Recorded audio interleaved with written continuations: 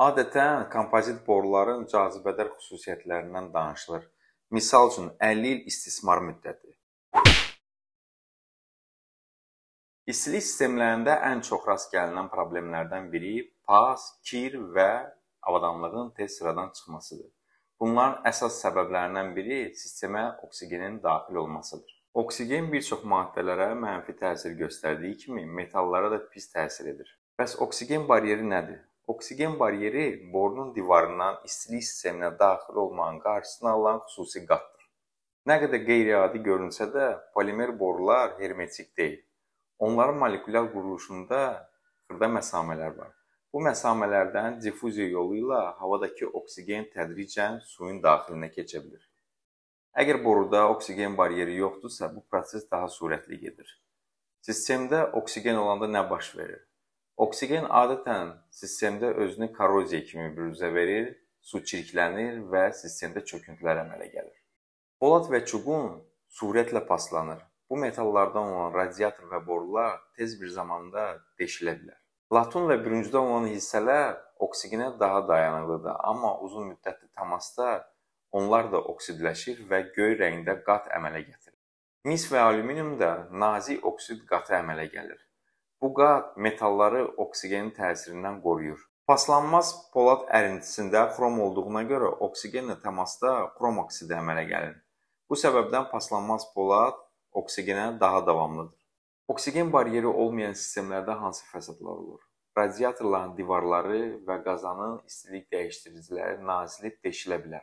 Sistemdə palçıq, oksid və şlam əmələ gəlir. Bu isə öz növbəsində dövriyyəni zəiflədir. Nasosların işçi hissələri sıradan çıxır. Sistemin ömrü xeyli uzanır, qaz sərfiyyatı isə artır. Demək olar ki, oksigen istilik sistemlərinin ən böyük düşmənidir. Ona görə də istilik sistemlərində oksigen baryerinin olmağı vacibdir. Sizə bəzi videolar təqdim etmək istəyirəm. Bu videolarda filtrlara yığılan dəmir oksidini görə bilərsiniz. Bu sistemlərin hər biri oksigen baryeri olmayan sistemlərdir. Dostlar, filtr üst-üstə yarım saat işlədi. Açıb bir yerdə baxırıq. Baxın. Görürsünüz, bu hamısı çirkdir. Yəni, əlimlə də götürüb, görürsünüz, maqnitdən ayırdım onu. Bax, bu maqnit tərtəmiz. Buyur, buyur.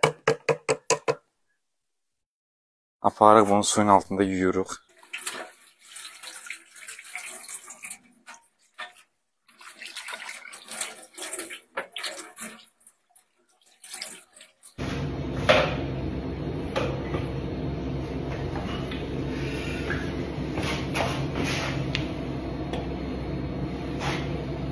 Burada bir 200 gram var. İkinci filtrede daha azdı.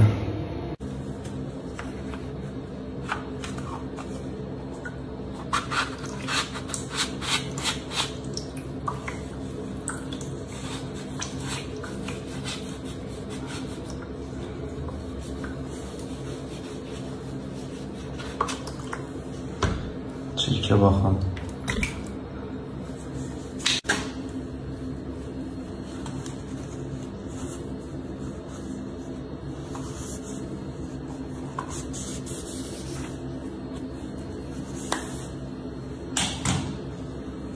Bu da nəticə.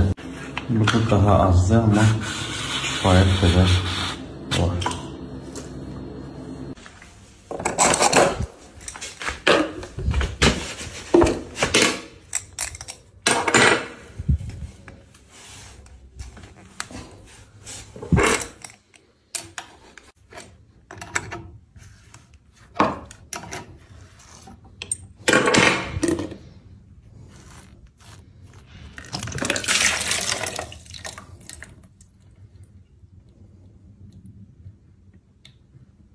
Bax, belə şeylər oksigen baryeri olmayanda olur.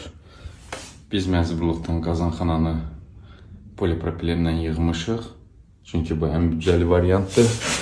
Və onsuz da sistemi bizdən öncə yarı metal plastik, amma daha çox hissəsi polipropilendir. Oksigen baryerinin olmamağı.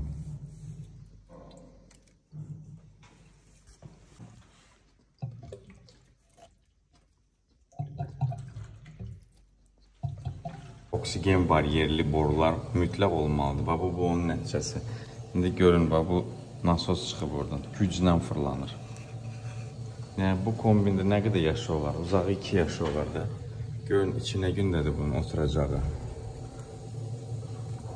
Bir də qeyd etmək istəyirəm ki, istilik sistemində sızma varsa və siz tez-tez sistemə su vurursunuzsa, bu da sistem üçün çox təhlükəlidir. Hər dəfə sistemə su əlavə olunduqda, su ilə bərabər sistemə yeni doza oksigen və suda həll olunmuş minerallar əlavə olunur. Oksigen öz işini görür, minerallar isə sistemdə çökərək ərk əmələ gətirir. Ona görə də istilik sistemində sızma varsa, onu tez bir zamanda təmir etmək lazımdır. Bəs oksigen baryerini təmin etmək üçün nə etmək lazımdır? Təbii ki, düzgün boru seçmək lazımdır. Ona görə də borulardan danışaq. Bəzən kompozit boruların cazibədar xüsusiyyətləri qeyd olunur. Misal üçün, 50 il istismar müddəti, temperatur dəyişikliyinə davamlı, minimal istilik genişlənməsi, korroziyaya qarşı 100% müdafiə, ekoloji cəhətdən təmiz material, hamar daxili sərt çöküntü yaratmır, yüksək təzyiqə davamlı, sadə və sürətli montaj, möhkəm konstruksiya, enerjiyə qənaətçil, istilik itkisi metal boruya nisbətən azdır. Bu xüsusiyyətlər arasında doğrular da var, amma çoxsu o qədər də dürüst deyil. Qrafikdə görə bilərsiniz ki, yalnız 20 Selsi temperaturda boru rahat 50 il işləyə bilər. 70-80 dərəcədə isə ömrü kəskin azalır. 90 Selsi və yuxarıda risk çox böyükdür. Ona görə də bir çox istehsalçılar polipropilen boruların yüksək temperaturlu sistemlərdə istifadəsini tövsiyə etmir.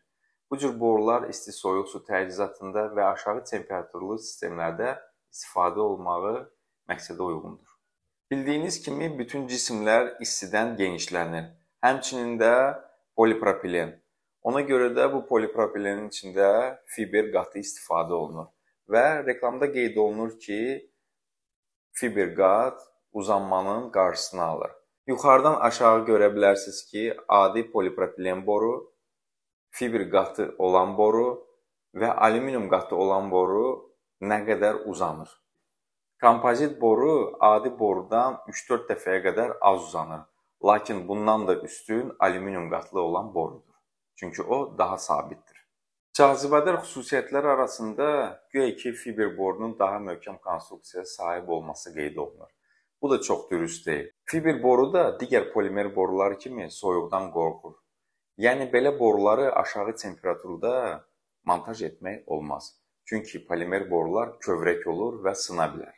Keyfiyyətli istehsalçılar montaj temperaturunu 5 dərəcə kimi qeyd edir. Yəni, ətraf mühit 5 dərəcədən aşağı olarsa, artıq bu cür borularla işləmək olmaz. Çünki onlar kövrək ola bilər və montajda hər hansısa bir səhvlər baş verə bilər. Lakin keyfiyyətsiz istehsalçılar bu temperaturu 15-20 dərəcə kimi qeyd edir. Bu isə öz növbəsində soyuq fəsillərdə demək olar ki, mümkün olmur. Deyilənə görə, kompozit qatlı boru güya adi polipropilen borudan daha qənaətçildir. Çünki belə boru daha az istilik itirir. Buna inanan insanlar bu boruları izolyasiyasız montaj edib daha çox xərcə düşürlər. Lakin bu borular metal borulara nisbətən daha çox enerjiyə qənaət edir. Çünki bu cür borular metala nisbətən daha az istilik itirir. Buradan belə qənaətə gəlirik ki, kompozit boruları isti və soyuq su təchizatında istifadə etsək daha yaxşı olar. İndi isə oksigen baryerli borulardan danışaq. Oksigen baryeri dedikdə borunun divarlarından istilik sisteminə oksigenin keçməsini qarşısına alan qat nəzərdə tutulur. Alüminium qatlı PX və PERT borular. Burada alüminium qatı tam qapalıdır və oksigenin keçməsinə mane olur. Ona görə də bu borular oksigen baryerlidir. PEX-Alpex borular dedikdə çox insanlar yalnız 16 mm diametrində olan borunu tanıyır. Lakin bu borunun digər çapları da var. Misal üçün, bu 16-lıqdır, bu 20-dir, 26-dır, 32-dir və 90 mm-ə qədər borular var. Bizim ölkədə maksimum 50 mm çapında olan borunu tapa bilərsiniz. Evoq qatlı borular. Evoq, yəni etilen vinil spirt deməkdir və bu qat gözlə görünmür. Texnologiya fərqli olsa da məqsəd eynidir. Oksigen difuziyasını kəsmək. Divan ekspertləri deyə bilər ki, alüminium qatlı polipropilen borularından istifadə etsək, bəs dirsəklər və digər fittinglər, bunların ki, oksigen baryeri və ya alüminium qatı yoxdur. Düzdür, bu belədir. Amma bunların, bu elementlərin səthi çox cüzidir və buradan keçən oksigen minimumdur. Qaydalar oksigen baryerini tam istisna etmir. Lakin onun azalmasına yönəlmiş texnologiyalardan istifadə etməkləri tövsiyə edir. Oksigen baryeri bizə nə verir? Korroziyanı azaldır, avadanlıq daha çox işləyir. Sistemdə çökmə, pas, şlam az əmələ gəldiyinə görə dövriyyə rahat gedir. Qazan rahat işləyir və enerji sərfiyyatı da azalır. Hansı sistemlərdə hansı borulardan istifadə etmək tövsiyə olunur? İsidilən döşəmə sistemlərində EVOQ qatı olan PERT və PEX borulardan istifadə edə bilərsiniz. Yüksək temperaturlu radiator sistemlərində alüminium qatlı polipropilen və PEX-Alpex borularından istifadə edə bilərsiniz. Açıq sistemlərdə oksigen baryeri şərt olmasa da, qapalı sistemlərdə oksigen baryeri vacibdir. Əgər sisteminizin uzun müddətli və səmərəli işləməsini istəyirsinizsə, oksigen baryerli borulardan mütləq istifadə edin. Demirəm ki, biz işlərimizdə həmişə oksigen baryerli borulardan istifadə edirik və digərlərinə də oksigen baryeri olmayan borulardan istifadəsinə çağırış və qadağan etmirəm. Sadəcə tövsiyə edirəm. Çünki bəzən texnologiya və başqa səbəblərdən bunu etmək mümkün olmur. Şüşə lifli borular ucuz və rahat görülsə də istilik sistemlərdə istifadəsi məqsədə uyğun deyil. Soruşa bilərsiniz ki, bu standartları hardan götürmüsən, bu nə nağıllarda danışırsan. İnsanlar illərlədir bu borulardan istifadə edirlər. Hətta bəzi insanlar rəylərdə yazırlar ki, biz 20 ildir, 25 ildir bu borulardan istifadə edirik. Amma qeyd etmək istəyirəm ki, 20-25 il bundan əvvəl kompozit borular demək olar ki, bazarda yox idi və o vaxtı alüminium falqalı borular istifadə olunurdu. Ona görə də o sistemlər bu günümüzə qədər gəlib çıxmışdı. İndi isə sizə həmin standartları təqdim edirəm. Sizə ilk olaraq DIN 4726 Almaniya standartını təqdim edirəm. DIN 4726 standartı istilik sistemlərində istifadə olunan plastik boruların oksigen difuziyasına qoyulan tələbləri müəyyən edir. Bu standarta əsasən PEX, PERT, PB və oxşar borulara şamil olunur. Aşağıda onun əsas tələbləri və prinsipləri verilmişdir. Oksigen keçirmə limiti. Boru divarlarından oksigen keçmə sürəti 40 Selsi temperaturda maksimum 1 mg/m³ günə olmalıdır. Bu limit DIN 4726-nın ən vacib göstəricisidir. Yəni, borudan istilik sisteminə daxil olan oksigen bu həddi aşmamalıdır. İndi isə sizə SNIP təqdim edirəm. İstilik sistemlərində polimer boruların tətbiqi zamanı boru materialları suyun tərkibinə oksigen difuziyasını təmin etməməlidir.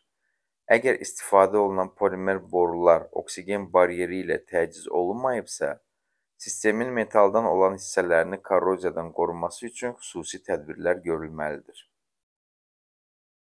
Qeyd: İstilik sistemlərində oksigen keçirməyən, oksigen difuziyasına qarşı baryeri malik borular istifadə məcburidir. Əks halda sistemin istismar müddəti kəskin azalır. Bu qədər dostlar. Bəs sizin evdə hansı borulardan istifadə olunur? Rəylərdə yazın. Özünüzə yaxşı baxın, yoxdur qoy qalın.